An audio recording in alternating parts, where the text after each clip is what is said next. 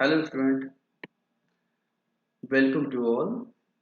सो आज के सेशन में हम लोग बेसिकली डिस्कशन करने वाले हैं डेली करंट अफेयर्स। सो जो 9 जुलाई को जो कुछ भी हुआ है, चाहे वो इंडिया में चाहे वो इंटरनेशनली, हर एक फील्ड के बारे में ब्रेक डाउन करके हम लोग स्टडी करने वाले हैं। तो सबसे पहले स्टार्ट करते हैं इंडिया से। तो इंडिया में साइंस एंड टेक को पढ़ के चलते हैं। तो साइंस एंड टेक में जो डेवलपमेंट हुई उसके बारे में बात करते हैं। तो आप सभी को पता है ए आई डी ई एफ का फुल फॉर्म होता है all India defence employees federation. तो ये आजकल में काफ़ी न्यूज़ में बना हुआ है। बेसिकली हुआ क्या है कि जो हमारे डिफेंस मिनिस्टर हैं राजनाथ सिंह, उन्होंने 75 आर्टिफिशियल इंटेलिजेंस डिफेंस सिस्टम हमारे हमारे डिफेंस सिस्टम को देने की घोषणा की है। तो बेसिकली इसका रीज़न क्या है? क्योंकि ऐसा माना जा रहा है कि आने वाले समय में जितने भी डिफेंस फील्ड है, चाहे वो एयरफोर्स है, आर्मी है, नेवी है, हर एक फील्ड में एआई पूरी तरह से बेस्ड होने वाला है। सिर्फ इंडिया में नहीं, ऑल ओवर द वर्ल्ड में। इसीलिए अभी से आने वाले फ्यूचर की तैयारी हम लोग करने वाले हैं। और एआईडीएफ का जो जिसमें 75 डिफेंस एआई बेस्ड लॉन्च किए गए हैं, वो हमारा विज्ञान भवन के बारे में आपको पता है। विज्ञान भवन आप जानते होंगे, है ना? विज्ञान भवन जो कि दिल्ली में है, वहां पर 75 एआई डिफेंस सिस्टम को इंस्टॉल किया गया है। और 75 ही क्यों? क्योंकि जो आज़ादी का जो अमृत महोत्सव मनाया गया था वो 75 था, तो इसीलिए 75 एआई आर्टिफिशियल इंटेलिजेंस प्रोवाइड किया गया है हमारे all India defence employ federation को। और अगर किसी कोई आपसे पूछता है कि जो AIDEF का जो डिफेंस सेक्रेटरी कौन है, तो उनका नाम है अजय कुमार। और हमारे डिफेंस मिनिस्टर्स कौन है? राजनाथ सिंह। ये वेरी वेरी इंपॉर्टेंट न्यूज़ है। उसके बाद बात करते हैं further science and tech news से रिलेटेड चीज़ के बारे में। तो आपने सुना होगा परिमाण ऐप के बारे में, है ना? तो परिमाण ऐप का मतलब सबसे पहले समझते हैं ये है क्या। तो परिमाण ऐप का जो फुल फॉर्म होता है portal of analytic regional region information and mapping NCR. अब इसके बारे में बात करते हैं। ये न्यूज़ में काफ़ी बना हुआ है, तो आप समझ सकते हैं ये एक तरह का पोर्टल है, ठीक है? जो नेशनल कैपिटल रीजन है हमारा दिल्ली और यूपी, ये जो बॉर्डर के साइड का जो एरिया है, और हरियाणा के साइड का, तो बेसिकली गवर्नमेंट का प्लान है इसको वेल डेवलप करने का। तो वेल डेवलप करने के लिए एक प्रॉपर मैपिंग होना बहुत ज़रूरी है, ताकि तभी तो किस तरह से रेलवे ट्रैक बिछाया जाए, किस तरह से बिल्डिंग्स बनाई जाए, किस तरह से फैक्ट्रीज बनाई जाए, किस तरह से हाईवेज एक्सप्रेसवे बनाया जाए, इसके लिए एक पर्टिकुलर पोर्टल होना बहुत ज़रूरी है जो proper mapping they all over NCR region का, ठीक है? तो इससे इसी के लिए जो ये जो परिमाण ऐप है, परिमाण पोर्टल है, इसने जियो के साथ कोलैबोरेशन किया है। जो जियो बेसिकली नेटवर्क प्रोवाइडर है, तो अब जियो प्रोवाइड करेगा जो इस पोर्टल को, ताकि प्रॉपर मैपिंग और पूरी तरह से उसका मॉनिटर किया जा सके, ताकि फ्यूचर डेवलपमेंट काफ़ी इजी हो जाए। तो ये भी बहुत इंपॉर्टेंट करंट अफेयर्स है आपके साइंस एंड टेक डिपार्टमेंट के लिए, तो आप इसको याद रखना। उसके बाद हम कुछ क्वेश्चंस बात करते हैं इकोनॉमिक्स के फील्ड से। तो हम बात करते हैं अपने कंट्री एक स्टेट के बारे में जो कि छत्तीसगढ़ है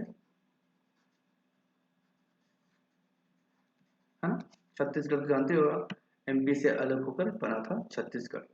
तो बेसिकली जो वर्ल्ड बैंक है, इंटरनेशनल ऑर्गेनाइजेशन है, इन्होंने छत्तीसगढ़ को 300 मिलियन डॉलर लोन देने की अप्रूवल कर दी गई है। मतलब ये नहीं कि मतलब लोन दिया है, अभी हरी झंडी से दिखा दी गया है। अब आप खुद सोचो, वर्ल्ड बैंक जो है एक इंटरनेशनल ऑर्गेनाइजेशन और ये किसी पर्टिकुलर स्टेट को इतना पैसा क्यों दे रहा है ना। तो इसका सबसे बड़ा रीज़न ये है कि जो जो उड़ीसा गवर्नमेंट है उन्होंने बताया है कि वो अपने स्कूल को और स्कूल से जुड़े हुए जितने भी डायमेंशंस हैं उनको वेल डेवलप करना चाहती है, चाहे वो बच्चों की हेल्थ हो, उनका एजुकेशन लेवल हो, है ना, और भी नई नई टेक्नोलॉजी ऐड करना चाहते हैं अपने स्कूल्स में। ठीक है, तो इसी के लिए सबसे पहले सेंट्रल गवर्नमेंट ने इस चीज़ को अप्रूव किया, हरी झंडी दिखाई, उसके बाद मोस्ट प्रोबेबली चांसेस है कि वर्ल्ड बैंक इस चीज़ को अप्रूव कर देगा। और इसका जो इंस्टॉलमेंट का जो टेन्योर रखा गया है वो है 5 साल। ओके, और रीपेमेंट ईयर है, मतलब पूरा अमाउंट कब तक वापस कर सकते हैं वो है 20 साल। ये कुछ इंपॉर्टेंट फैक्ट्स हैं जो अपने दिमाग में आप रखोगे। ये इंपॉर्टेंट न्यूज इसीलिए बन रहा है कोई स्टेट का क्योंकि वर्ल्ड बैंक इतना बड़ा मोटा लोन किसी स्टेट को दे रही है। ठीक है, उसके बाद कुछ और क्वेश्चंस इकोनॉमिक्स से जुड़े हुए बात करते हैं, जैसे कि NCAP, इसका फुल फॉर्म होता है न्यू कार असेसमेंट प्रोग्राम, है ना, न्यू कार असेसमेंट प्रोग्राम। जिस तरह देख रहे हो new car assessment programme NCAP, ये जो कार बेसिकली हो क्या रहा है, क्रैश हो रहा है ना। तो इस तरह के फिनोमेना आपने दूसरे कंट्रीज वगैरह डिस्कवरी चैनल पर देखा होगा कि फॉरेन की जो ऑटोमोबाइल कंपनी है वो कार की जो स्ट्रेंथ कैसे टेस्ट करती है, उनका क्रैशिंग स्ट्रेंथ चेक करके वो हाई स्पीड में कार को किसी पर्टिकुलर चीज से टकराती है और कितना डैमेज हुआ है वो डैमेज की जो रेटिंग है वो कैलकुलेट करके उस कार की स्ट्रेंथ डिटरमाइन करती है। अब ये सेम कॉन्सेप्ट इंडिया में भी लागू होने वाला है, सेम पॉलिसीज, और इसी पॉलिसी को न्यू कार असेसमेंट प्रोग्राम बताया गया है। जो हमारे ट्रांसपोर्ट मिनिस्टर्स हैं, इस चेहरे को तो आप जानते होंगे, नितिन गडकरी साहब, इन्होंने इस चीज का अप्रूवल दे दिया है और मोस्ट प्रोबेबली 1 अप्रैल 2023, मतलब ऑलमोस्ट 1 साल के बाद ये पॉलिसीज ऑल ओवर इंडिया में लागू हो जाएगी। ऐसा माना जा रहा है इस पॉलिसी के हेल्प से 50% रोड एक्सीडेंट कम हो सकते हैं, है ना, और जो क्रैशिंग स्ट्रेंथ है, क्रैशिंग की रेटिंग दी जाएगी अलग अलग तरह के ऑटोमोबाइल, मतलब अलग अलग तरह की कार को, मतलब रेटिंग होगा वो 1 से लेकर 5 तक की रेटिंग दी जाएगी। फॉर एग्जाम्पल कोई कार है, अगर वो काफ़ी ज़्यादा डैमेज हो जाता है आफ्टर क्रैशिंग तो उसकी रेटिंग कम होगी, और अगर काफ़ी कम डैमेज होता है तो उसकी रेटिंग ज़्यादा होगी। बेसिकली ये इंपॉर्टेंट न्यूज़ है हमारे इकोनॉमिक्स सेक्टर से। उसके बाद बात करते हैं कुछ इन्वायरमेंट से रिलेटेड न्यूज़, जैसे कि आप देख रहे हो कि FRA का फुल फॉर्म होता है फॉरेस्ट राइट एक्ट। ओके, तो बेसिकली ये जो एक्ट है वो 2006 में उड़ीसा गवर्नमेंट ने अपनाया था। क्यों अपनाया था? क्योंकि आपको पता है जो उड़ीसा है, झारखंड है, ये जो एरियाज हैं, छत्तीसगढ़ है, ये काफ़ी ज़्यादा ट्राइबल एरियाज है जहाँ पे SC ST ट्राइबल्स रीजन के लोग ज़्यादातर रहते हैं। तो उनकी जो डेवलपमेंट है और साथ ही साथ ओवरऑल फॉरेस्ट्री डेवलपमेंट करने के लिए कुछ टारगेट सेट किए गए थे, और वो ऐसा माना जा रहा है कि मोस्ट प्रोबेबली वो सारे टारगेट 2024 तक अचीव कर लिए जाएंगे।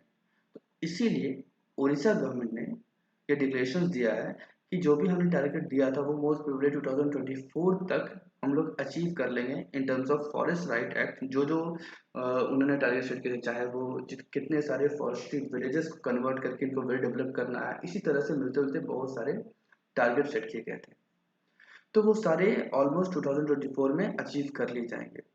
ठीक है, तो इसीलिए फॉरेस्ट राइट एक्ट को खत्म करने की घोषणा उड़ीसा गवर्नमेंट ने की है, और ये जो डिक्लेरेशन है वो रंजन चोपड़ा ने अभी रिसेंटली दी है।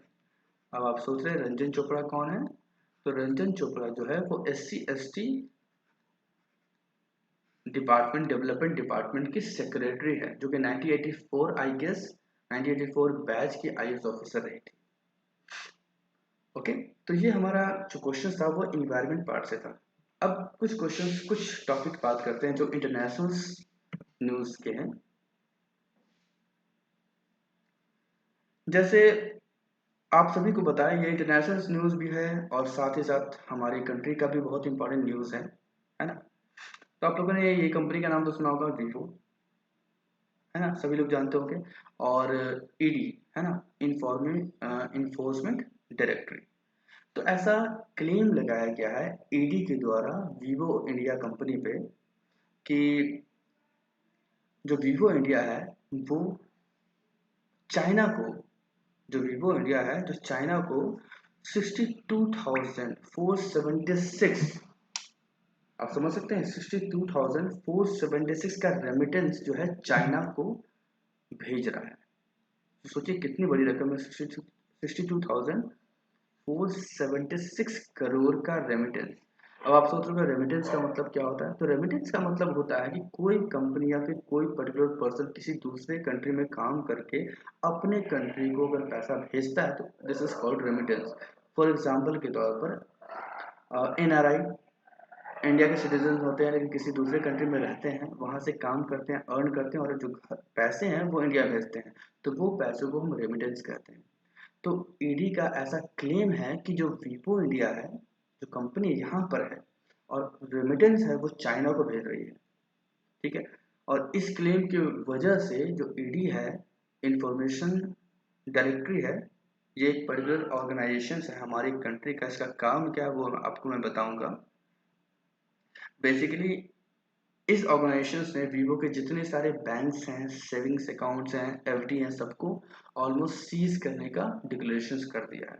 अब ईडी है एक तरह का गवर्नमेंट बॉडी है जो कि यही सारे काम करती है, जैसे कि इन सारी चीज़ को मॉनिटर करती है, चाहे वो मनी लॉन्ड्रिंग से रिलेटेड चीज़ हो या फिर किसी भी तरह का स्कैम जो हो रहा है पैसे से जुड़ी हुई चीज़ को, उसको मॉनिटर करती है और साथ ही साथ उसको ख़त्म करने का भी काम करती है।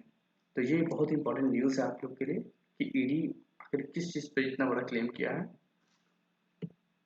अब हम बात करते हैं इंटरनेशनल न्यूज़ की। तो देख सकते हैं कोलंबो सिक्योरिटी कॉन्क्लेव, इसके बारे में भी आप लोगों ने रिसेंटली सुना होगा। ये एक तरह का इंटरनेशनल ऑर्गेनाइजेशन है और इसकी जो फाउंडिंग मेंबर थे वो हैं इंडिया, मालदीव्स एंड श्रीलंका। और रिसेंटली कुछ सालों पहले, कुछ दिनों पहले मॉरिशस को फोर्थ मेंबर बना दिया गया। अब हमें जानना है कि ये क्यों इम्पोर्टेंट है। कोलंबो सिक्योरिटी कॉन्क्लेव, ये जो इंटरनेशनल मीटिंग हुई है, fifth deputy national security advisory level की मीटिंग हुई है, वो उसको उसको ऑर्गेनाइज कौन कर रहा है, एनआईए। एनआईए के बारे में आप जानते होंगे, नेशनल इन्वेस्टिगेशन एजेंसी, वो ऑर्गेनाइज कर रही है। अब इसका मेन ऑब्जेक्टिव क्या है, कि आपको सभी को पता है कि all over the world terrorism से काफ़ी ज़्यादा कॉन्फ्लिक्ट हो रही है, काफ़ी ज़्यादा डील कर रही है।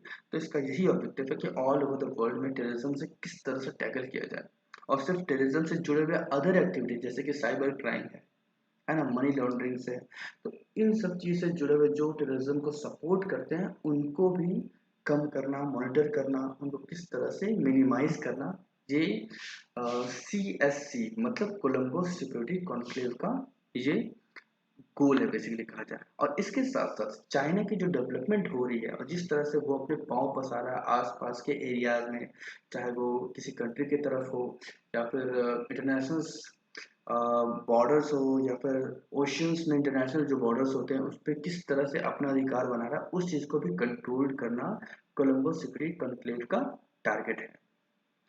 तो ये ओवरऑल न्यूज़ थे नेशनल्स और इंटरनेशनल न्यूज़ के 9 जुलाई के। सो डेली बने रहिए, डेली करंट अफेयर्स आप लोगों को इसी चैनल पर मिलते रहेगा। I hope you enjoy the videos, so thank you very much.